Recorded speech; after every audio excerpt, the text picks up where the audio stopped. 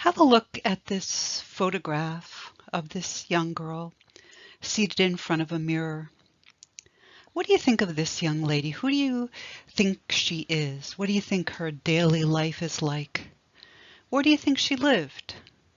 What do you think she's thinking about? And the children on the right, who do you think they are? What do you think their lives are all about? And here are a couple of more photographs. What do you think of these children? Or these children? One thing we can say about these photographs of these children is that they look rather sad and joyless. Well, I'll tell you who these children are. They are slaves living in the American South. And you may be surprised because they are white.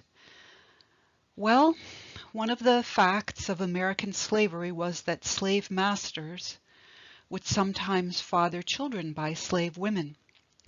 And so slaves, as the years went on, had a percentage of European ancestry. And some slaves were quite light-skinned. And I'm sure you've heard of Sally Hemings, who was Thomas Jefferson's lover. She bore children to Thomas Jefferson, and she was an enslaved woman. She was 75% European and only 25% African. And that is because slave masters had children by enslaved women. And here's an article by Henry Louis Gates Jr., and I will be quoting him in some slides upcoming. And he asks, exactly how black is Black America? And he has a picture here of a white man with a woman with whom he has had a child, and though the child has African ancestry, the child is rather pale-skinned. And here is a snip from the previously mentioned article. And this excerpt says that the average African American is probably approximately 25%. That is 1/4 European in ancestry. And there are reasons for that. These reasons have something to do with how slavery operated in the United States in ways that were different from slavery in the rest of the Western Hemisphere. One of the factors of slavery in the United States as compared to the rest of the Western Hemisphere is that in places like the Caribbean, that is places like Haiti, Cuba, etc., slavery was much harsher than it was in the United States. How do we know it was harsher? We know it was harsher in the Caribbean because the slaves died younger. And slaves in the United States lived longer than the slaves in the Caribbean. Also, slaves in the United States increased their numbers naturally, that is, by having children. That's not what happened in the Caribbean, because the slaves in the Caribbean, either they died too young to have children, or the children that they had died. The Caribbean was also different in that there was an elite, tiny minority of slave owners, often absentee. In other words, they were not on the plantation. They owned the plantation, they profited from the plantation, but perhaps they were often not there. They were absentee landlords. And it was a tiny minority.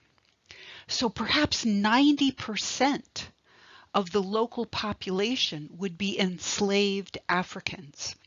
Now, if 90% of the population is enslaved people, the white slave owners are going to feel very insecure because they are a vast minority. And when an oppressive group feels insecure, they oppress the oppressed people even worse. So treatment of slaves on these big, large plantations on the Caribbean was very harsh, very bad. And the slaves were often worked to death. And so when the elite owners wanted new workers, they would just go to Africa and bring in new slaves. Whereas in the United States, the slaves are living close to a lifespan of the average white person living there at the same time. They're having children. More of the children are surviving than survived in the Caribbean. And also, in 1808, the slave trade was banned in the United States. In other words, you could not legally import more slaves from Africa into the United States. So for the slave population to increase in the United States, it increased by slaves having children and those children surviving to adulthood, because it was illegal to bring in more slaves from Africa. So another factor is that the slaves living in the United States were children of people who lived in the United States and grandchildren of people who lived in the United States. Whereas in the Caribbean, it was more likely that a slave was actually someone who was born in Africa, and he was working next to another slave who was born in Africa. Whereas in the United States, these are people who were born in the United States and their grandparents and their great-grandparents were born in the United States. And so what all of these demographic factors contributed to was, in the Caribbean, the influence of African culture was stronger. And in the United States, the influence of African culture was less strong, because you had more people who were born in the United States interacting with white people of European ancestry. Whereas in the Caribbean, the white people of European ancestry were a much smaller percentage of the population, and they were likely to be absentee landlords. So the slaves in the Caribbean are not interacting with white people of European ancestry as much as the slaves in the United States. And so 12.5 million slaves were shipped from Africa to the Western Hemisphere, but fewer than 500,000 were shipped to the United States. Many more were shipped to South America and to the Caribbean. And American plantations were smaller, and in the Caribbean, the plantations were larger. And as this website tells you, the death rate was so high and the birth rate was so low that the plantation owners would just constantly bringing in new slaves from Africa, and those slaves from Africa are carrying with them African culture. So the influence of African culture is stronger in the Caribbean and weaker in the United States. And here are some statistics. So according to this website, approximately 76% of Americans didn't own slaves, and the largest group of slave owners is 17.2%, and they've got 1 to 9 slaves. So that means that you have slaves interacting with white European descent Americans. So they are going to inevitably be exposed to white European descent American culture. Whereas in the Caribbean, where the ratios are much different, your average slave is not interacting with a white person of European descent and being exposed to that culture. So in America, Black people adopted Christianity. And today, most African Americans do self-identify as Christian. And African Americans adopted the Bible as their own book, a book that tells their own story.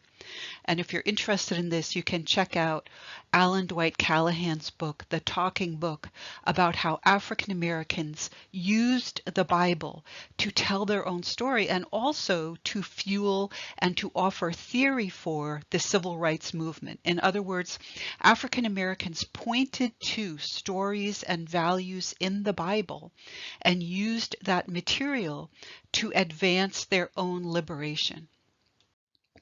And one way that African Americans in the United States did this was through something called the NEGRO spiritual.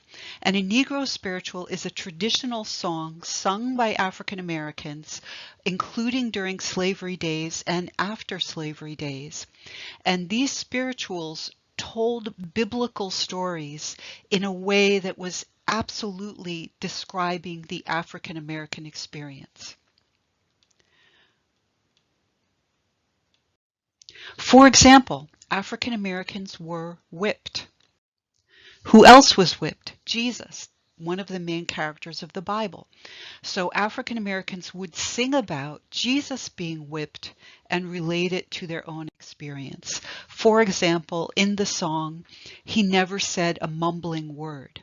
And this is about Jesus being silent while suffering under Pontius Pilate, because when Pontius Pilate ordered Jesus to be whipped, Jesus did not respond verbally to Pontius Pilate.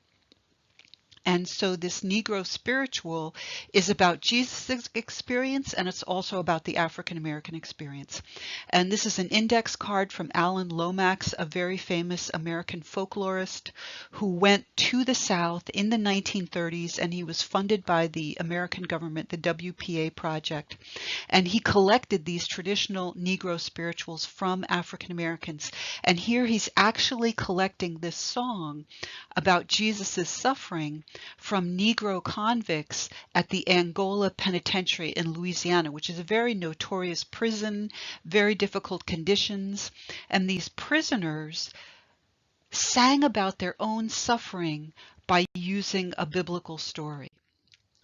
And here's another famous spiritual, Were You There When They Crucified My Lord? And one of the main stories in the Old Testament, which is of course the Bible produced by Jewish people, also known as the Torah, is the story of this Jewish man Moses going to the Egyptian Pharaoh and saying, you must liberate the Jewish slaves who are working on constructing your monuments. And African Americans, of course, latched onto this story because it was about God ordering Moses to liberate slaves. And so they sang this spiritual, go down Moses, go down to Egypt land, tell old Pharaoh to let my people go. And this became a phrase that was repeated by abolitionists, by people who wanted to end slavery, both black and white. Let my people go. And this website claims that the Negro spirituals were used in the Underground Railroad, and that some of the lyrics of the Negro spirituals were kind of clues that a slave could escape through the Underground Railroad. And one of the songs that they claim was used by the Underground Railroad is this song, Steal Away, and obviously it's about escape. And the picture here is of Harriet Tubman, who is an African-American woman who liberated slaves, and she was known as the Moses of her people. And here's Fannie Lou Hamer, who is a big leader of the civil rights movement, and she liked to sing a song called This Little Light of Mine, which is also a religious song. And here's a documentary about Fannie Lou Hamer and her attachment to the song This Little Light of Mine. And another famous spiritual, I've been buked and I've been scorned. Like Jesus, I've been scourged, I've been beaten, but I'm not dead yet. And here's Mahalia Jackson, a world famous gospel singer at the March on Washington. This is where Martin Luther King gave his I Have a Dream speech. And Mahalia Jackson is singing, I've been buked and I've been scorned. She's singing a famous Negro spiritual. And here's Martin Luther King, and he frequently used biblical quotes and biblical allusions in his speeches. And that was his way of saying that the Bible says that people shall be free. And here he is quoting Jeremiah. And this is a monument to Martin Luther King and to the civil rights movement. And it has him saying, until justice rolls down like waters and righteousness like a mighty stream. And that actually comes from the book of Amos, which is in the Old Testament. So the whole point of this is that African Americans in the United States, unlike many slaves in the Caribbean, were born of parents who lived in the United States and grandparents who lived in the United States.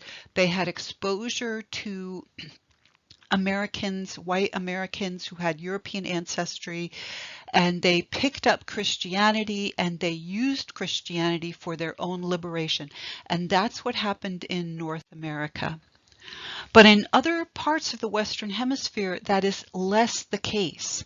You'll notice the rather slender arrow that points from the Atlantic slave trade to the United States. Again, fewer than 500,000 slaves from Africa ended up in the United States. Many more ended up in the Caribbean and in Brazil. And because these slaves in the Caribbean and in Brazil often they did not have contact or much contact with whites with European ancestry, and they brought with them African culture, and they were among people actually born in Africa. The influence of African culture in the Caribbean and Brazil in some ways lasted longer and remained stronger.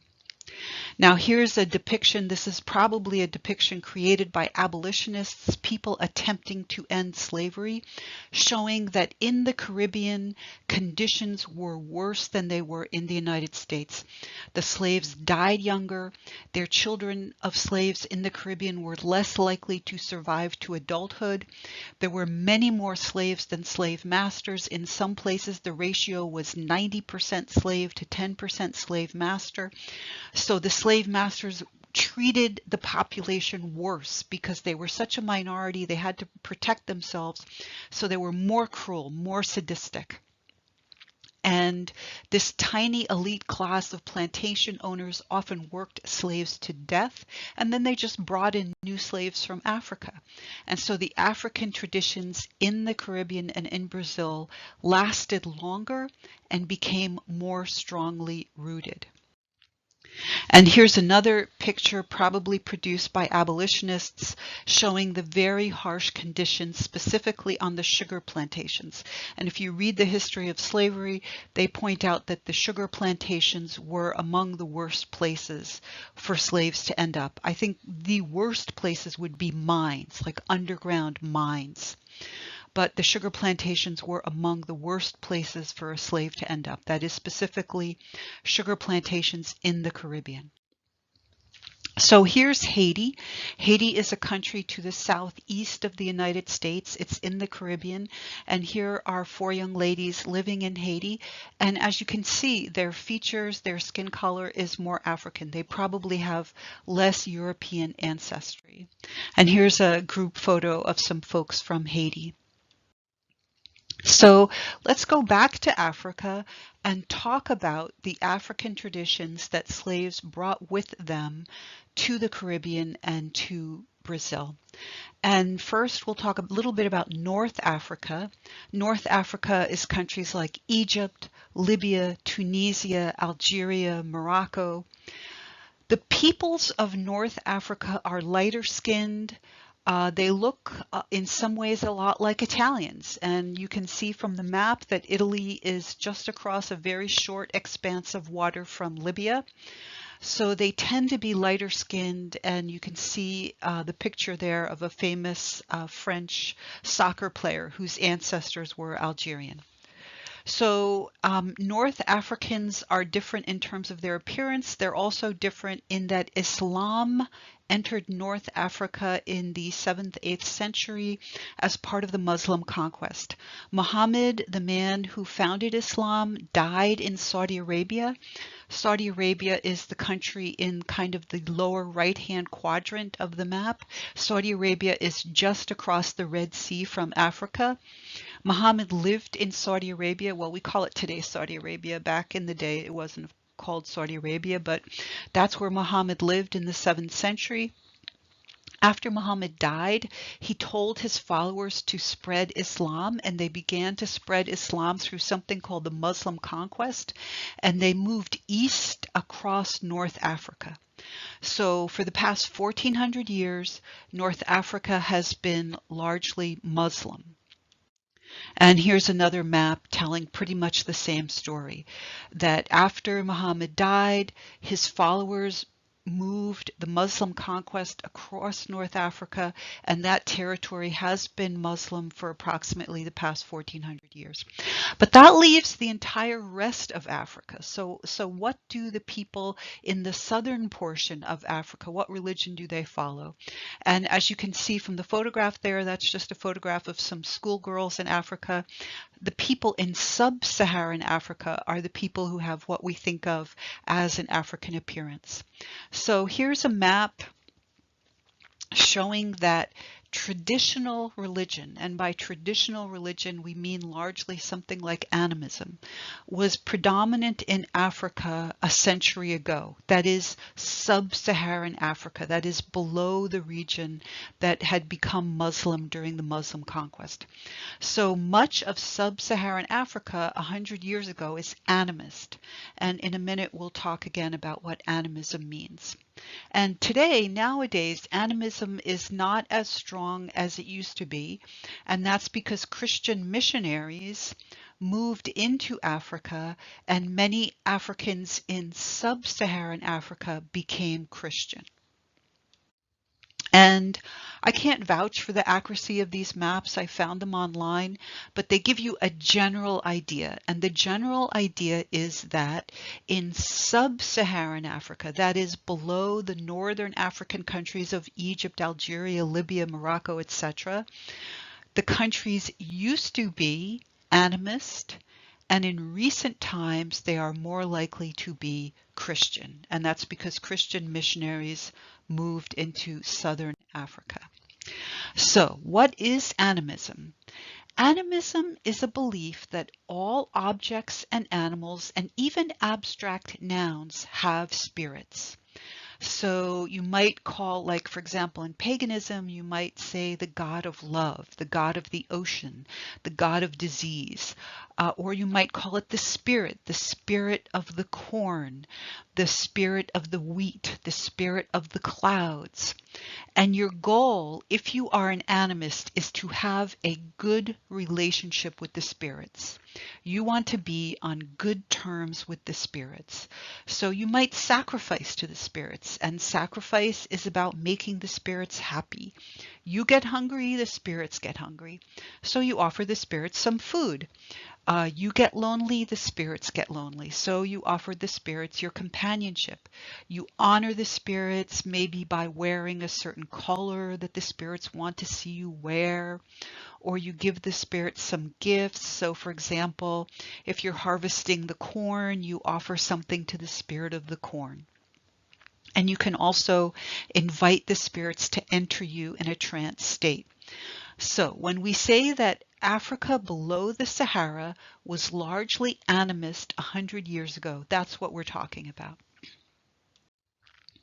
And this should remind you of Sir James Frazer, author of The Golden Bough, and he broke down sympathetic magic into two categories, the law of similarity and the law of contact.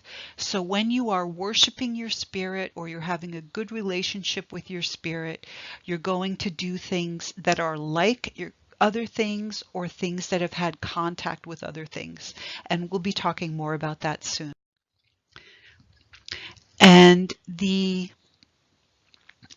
African religions that made it to the United States are syncretic. That is, they joined two religious systems together.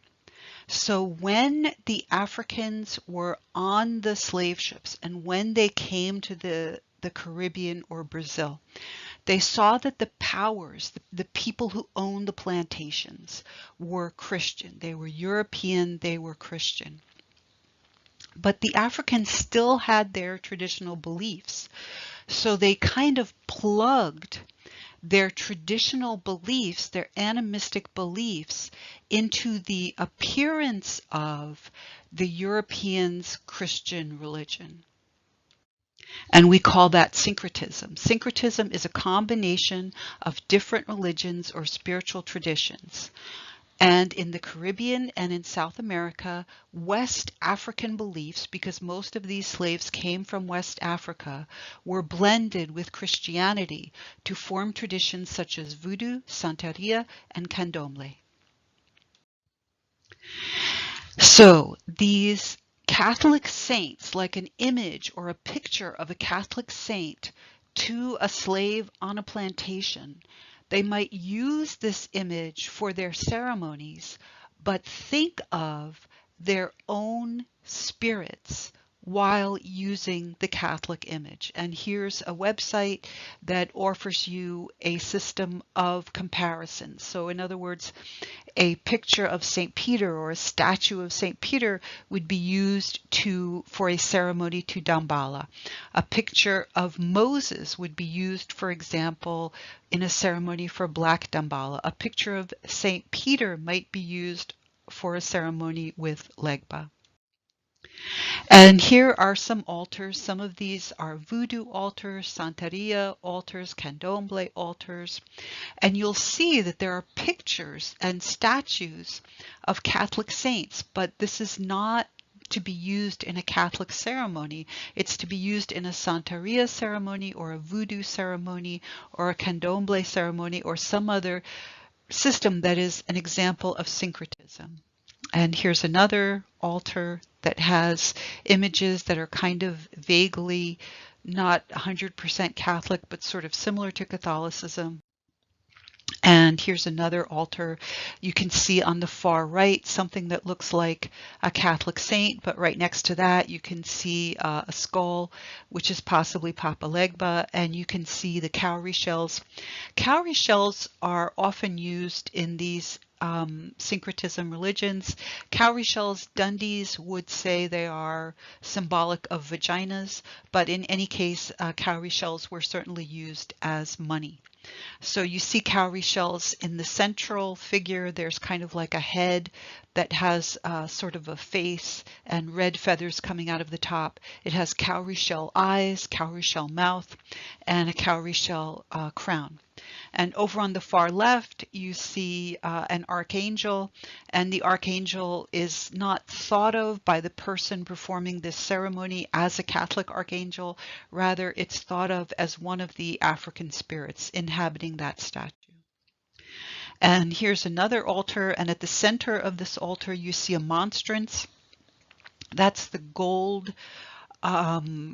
looks kind of like a sunburst design. Monstrance is typically used to hold the Eucharist, which is the most sacred part of the Catholic Mass, but this is obviously not a Catholic altar, rather this is a Voodoo altar. One of the classic examples of syncretism is Santa Barbara. For a variety of reasons, Saint Barbara is associated with lightning and with explosions. And so the Africans bringing over their African beliefs to the Caribbean and to Brazil associated the Catholic saint of Santa Barbara with Chango, the mighty warrior who is the owner of fire, lightning, thunder, and war. And so you take this African deity Chango, and when you do your ceremony for Chango, you use an image of Santa Barbara because Santa Barbara is associated with explosions. And here's Papa Legba, one of the voodoo spirits. And here is a spirit called variously Yemanya or Yemoja.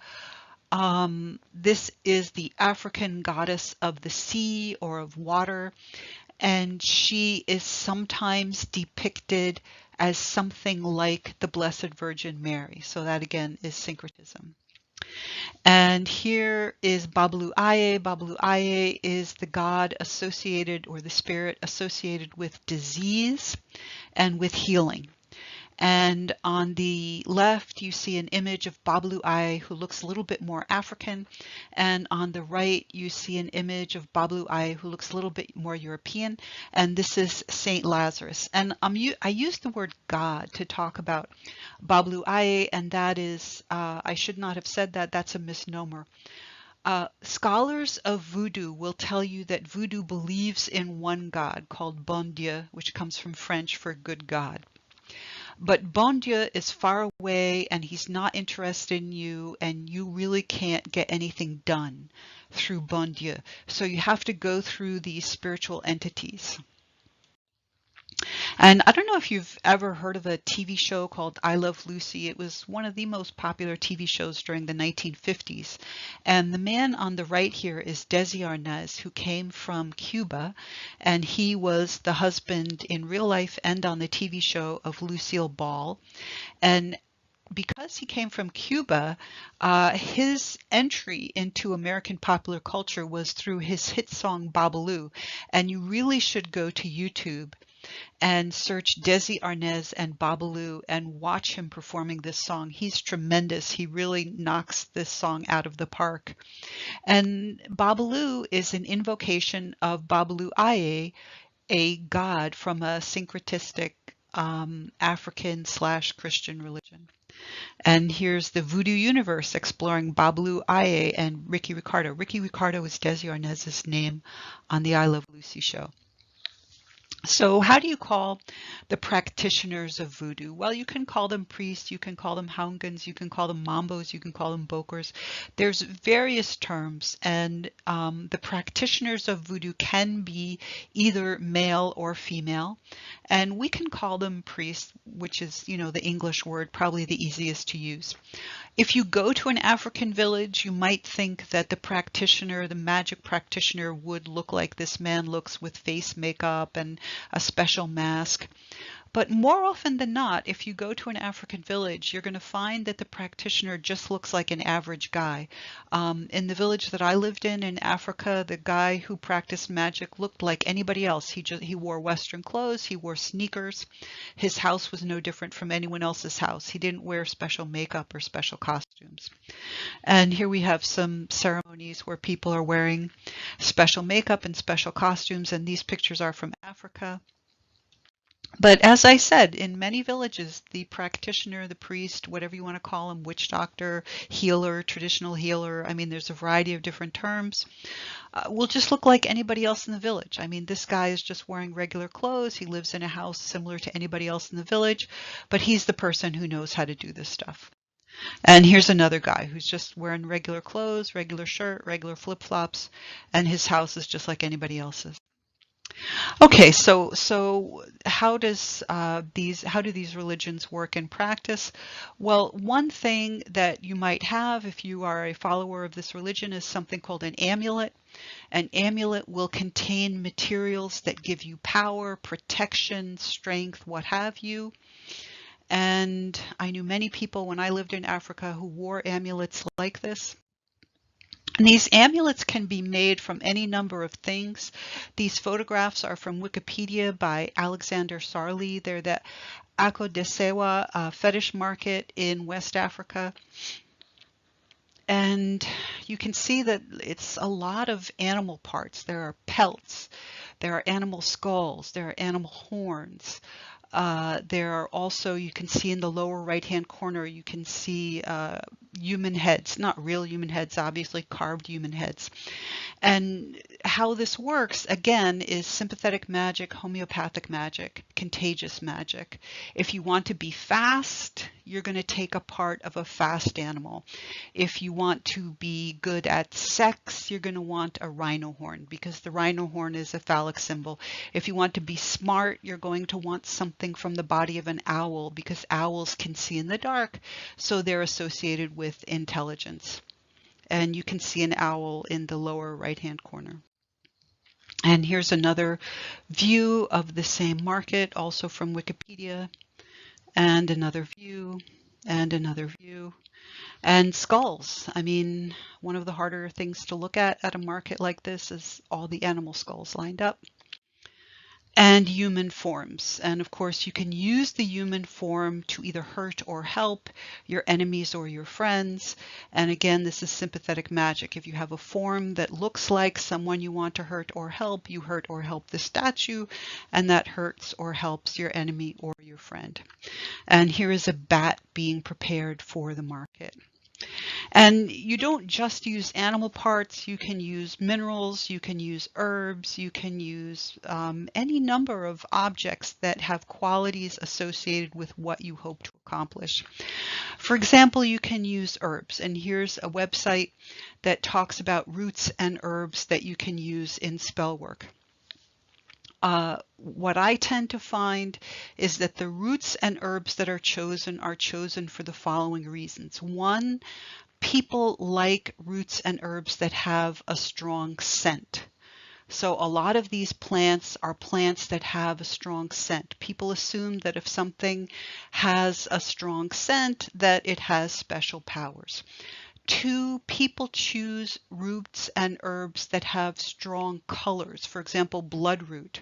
If you slice bloodroot, a sap comes out of the bloodroot and the sap looks red. And so people associate that red sap with blood. That's why it's called bloodroot. And so they think it's going to have special powers for your blood.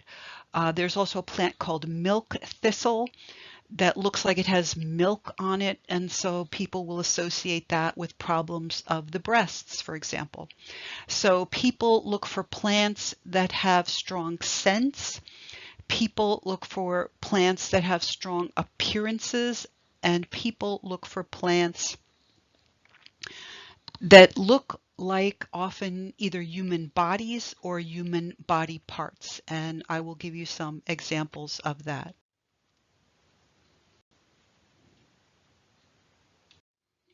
So in the lower right-hand corner there, I put a little picture of ginger.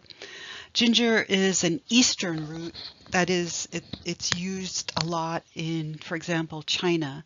So it's not typical of voodoo. But the reason I put the photograph of ginger there, or excuse me, I said ginger, I meant ginseng. The reason I put the picture of ginseng there is because ginseng, they say, looks like a human body.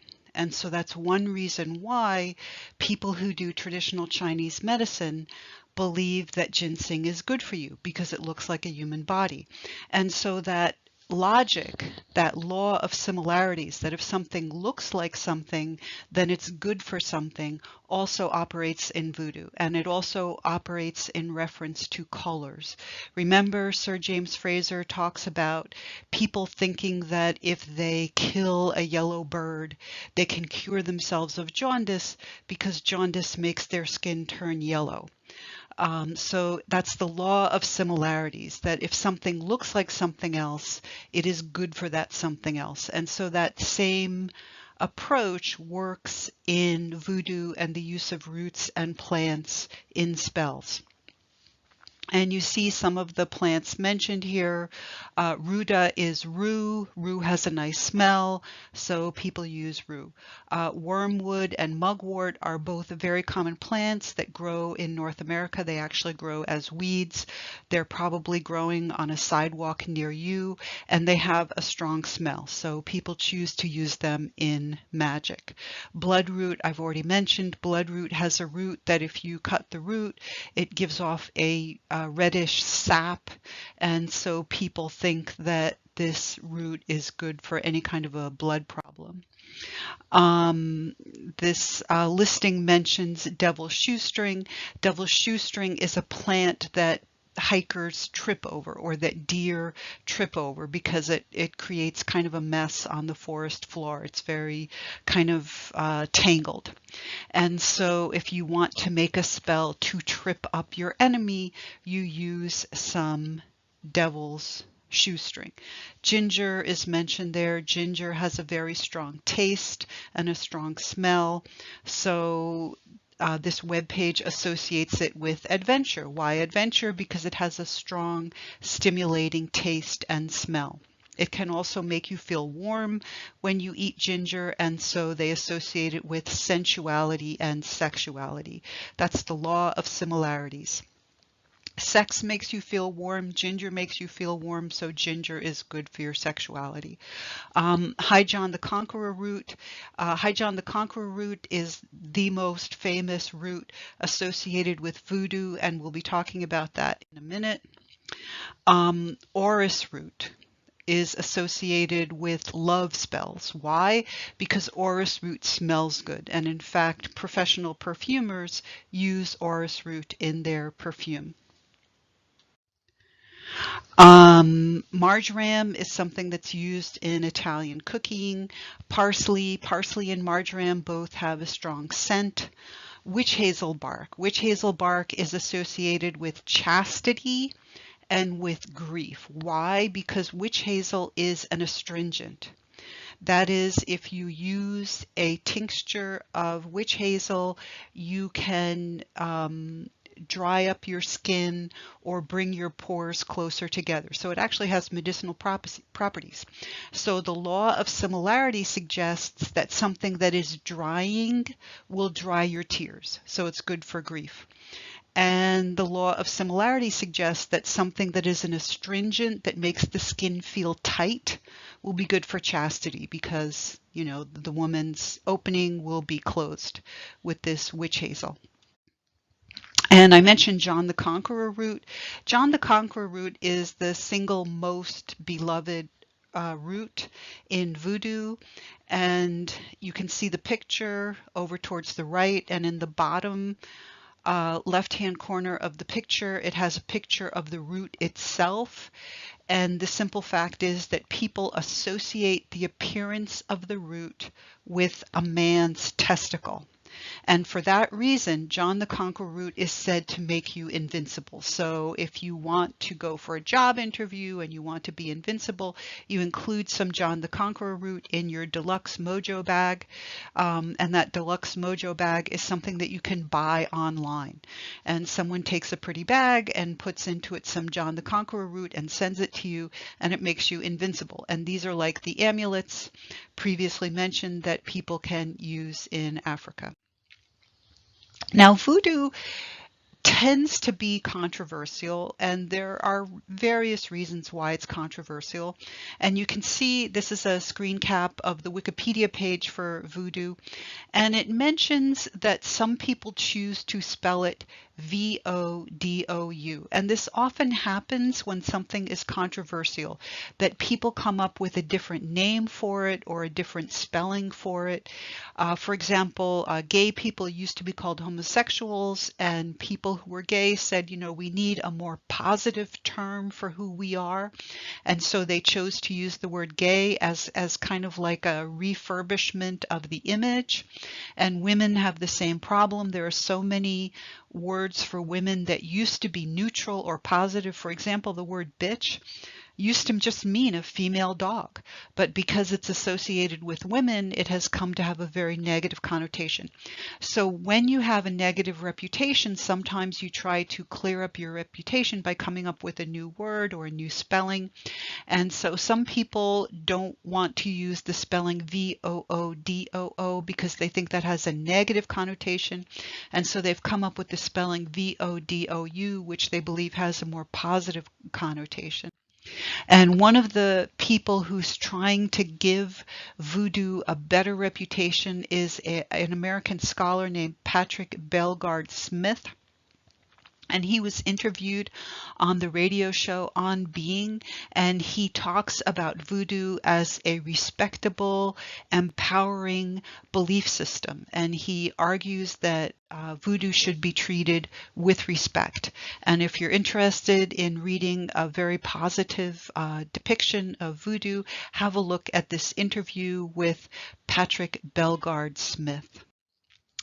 Now, here are some photographs from a Voodoo ceremony, and these photographs were taken by David Rosenberg at Slate magazine, and they're part of his article, Shedding Light on Voodoo Rituals in Haiti, which appeared on November 6, 2013. And here you can see a Haitian woman who is participating in a Voodoo ritual. And here you can see the priest. He's preparing his participants for the Voodoo ritual. As previously mentioned, one of the goals of the participants in voodoo rituals is to be possessed by the spirit whom they favor or whom they have chosen as their patron or who they feel can help them with their current problem. And so when people become possessed, they enter into a trance, they lose physical control, and their eyes roll back in their head. And here is a participant who is going into a trance and being supported by another participant.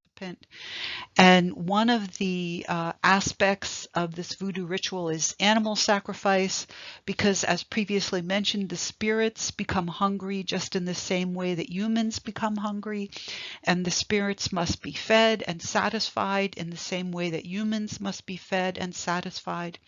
And so the humans take something that is valuable to them, for example, a farm animal, and they sacrifice this farm animal to the spirits in order to make the spirits happy.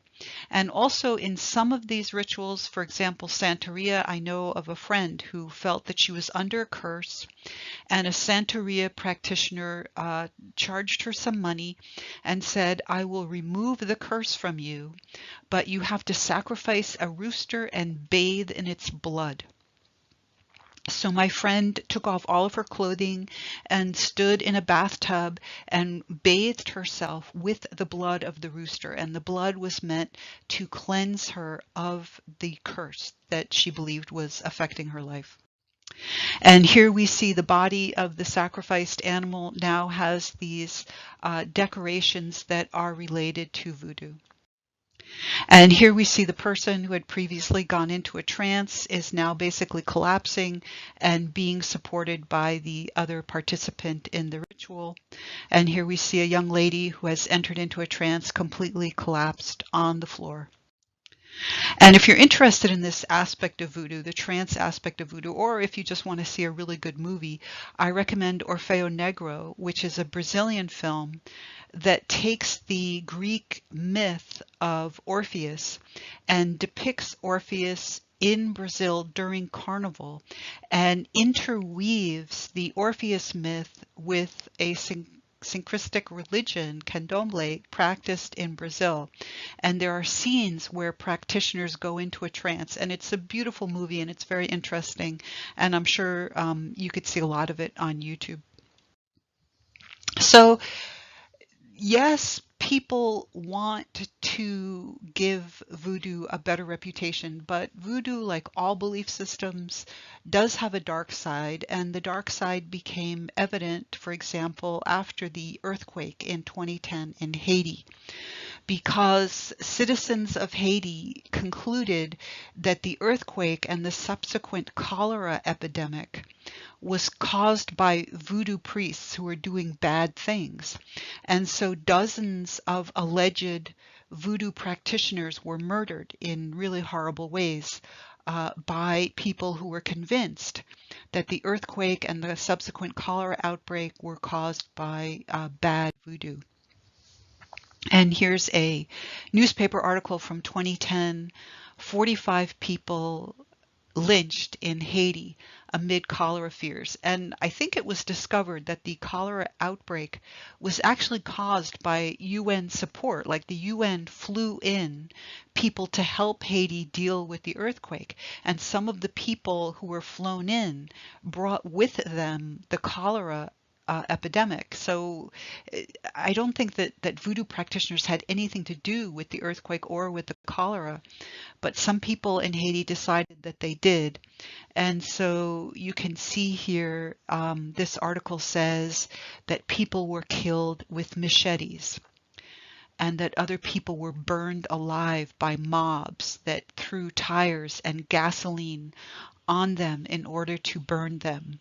So this is pretty awful and pretty sad. And this is one aspect of these beliefs in magic. If you believe that people have magic to do harm to somebody else, and you see an entire country like Haiti suffering from an earthquake and from a cholera epidemic, your belief might encourage you to conclude that voodoo was involved in the suffering. And so how do you react? You react the way people in Europe reacted during the Little Ice Age when their crops were failing.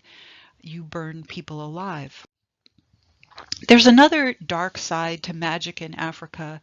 And I mention this because I think a lot of people think that magic is fun, and a lot of people think that magic is silly, and a lot of people think that magic is not important, and a lot of people think that magic is innocent. And magic can be all of these things. It can be fun, it can be silly, it can be frivolous, it can be innocent. But there is a dark side to magic, and one area where we see the dark side to magic is in the treatment of people with albinism in East Africa. Albinism is the lack of melanin. It's a genetic, something that the person with albinism has inherited through their genes. And people who lack albinism, as you can see in the case of this young lady, their skin is white, their eyes can be pink, their hair can be white. And melanin is something that helps our bodies deal with the sun. And in sub-Saharan Africa, the sun is beating down very harshly, and that's why people need dark skin. They need that melanin to deal with the heavy sunshine. And Europeans have melanin too. People in the southern part of Europe tend to be darker skinned. That's because they have more melanin. And people in the northern part of Europe have fairer skin. That's because they have less melanin. Well, these albinos, because of their genetic inheritance, lack the melanin. And so they often have health problems because they don't have any resistance to the sun. But they have another problem too. People who practice, not all people, but some people who practice traditional magic are chopping up albinos in order to use their body parts in their gree-gree, in their mojo bags, in their talismans, in the same way that they use animal parts and plant parts. In the same way that you believe if this plant looks like a man's testicle, so it will make me strong. In the same way that you believe that a rhino horn looks like a penis, so it will make me a good lover. Some people conclude that albinos, because their bodies are so bright, that they have special magical powers. And in East Africa, people have been attacking albinos, in many cases killing them, in other cases dismembering them, so that they can use their body parts, their hair, and their blood in magical rituals. And here's a young albino lady whose arm was amputated so that her arm could be used in magical rituals. And here's another person who lost an arm. And here is a refuge in Tanzania, which is one of the countries where abuse of albinos is taking place. It is a refuge. It's like you can see that there's actually barbed wire erected so that these albinos can live in safety, but it's kind of like living in prison because they have to protect themselves from their neighbors who want to use their body parts for magic. Okay, so how about voodoo? What do people think about voodoo? And one way to find out what people think is just to go to Google and to start typing in a word and to see how Google concludes the search. And you can see right here that people go to Google to find spells for wealth, for fame, for revenge, and for love. And that's pretty much how a lot of people use voodoo and Santeria and other syncretistic religions. And here are some websites that I found, and I just went to the most popular websites, and you'll see right away that this person is offering this for a fee. Like you can use this person to help you find love, money, protection, hexes, etc. And so what are people looking for? They're looking for voodoo curses, voodoo hexes, and voodoo fixes. And specifically, here are some of the products that this website offers. Voodoo fix to ruin their life and bring them pain. So if you want to ruin somebody's life and bring that person pain, you go to this website and you order this voodoo fix. The next one, voodoo curse, hex, or fix. Voodoo to control anyone completely and influence people to your will.